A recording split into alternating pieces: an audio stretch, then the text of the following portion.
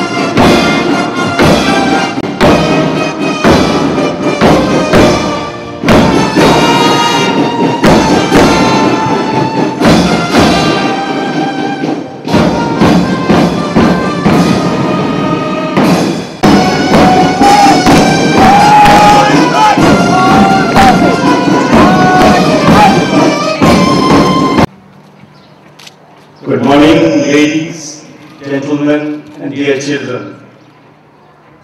Greetings on the 63rd Republic Day of India. As you are aware, it was on this day, the 26th of January 1950, that India got its constitution. Our constitution enshrines the visions of our founding fathers, the aspirations of our nation. The Constitution embodies values that we stand for, the values of pluralism, liberty, equality, democracy, secularism. It is these values that we should remember on our Republic Day. With those words of greetings, I would now, as it is customary, read to you the address of Rashtrapati Ji. The address of the Honorable President of India, Srimati Pratibha Devi Singh Patil, was delivered to the nation last evening, that is the eve of the Republic Day. The President's address is as follows. Dear citizens, on the eve of our 63rd Republic Day, I convey my warmest greetings to all of you across the country, from every walk of life and in different parts of the world. I convey my special greetings to the armed forces and the paramilitary forces who guard our frontiers with great vision and valor. In high mountainous terrains, deserts and the plains, on the coasts and the seas. I also convey my best wishes to our internal security forces and to our civil services. I compliment all citizens for their contribution to the process of nation building. We are living in a world that is complex and challenging. Forces of globalization have created an interlinked and interdependent world. No country exists in isolation. It is continuously being influenced by external developments.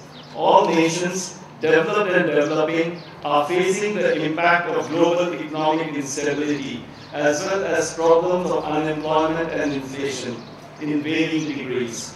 Indeed, the 21st century has brought in its train a host of issues at a breathtaking pace. There are growing aspirations of the people, coupled with their expectations of immediate solutions. We are observing an information explosion and ever newer technological inventions. These have altered lifestyles, and there is also a growing quest for materialism. There are persistent questions about how growth and resources will be shared in a more equitable manner.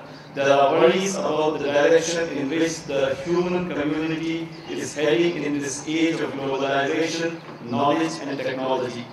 For us in India, the discourse is about how an ancient civilization and a young nation will move ahead to take India to its destiny. Once again, convey my greetings to all fellow citizens and end with the following lines which describe an India we should work for.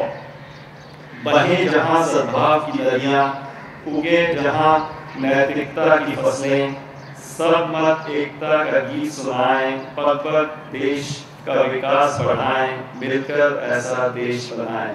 Jai Hind.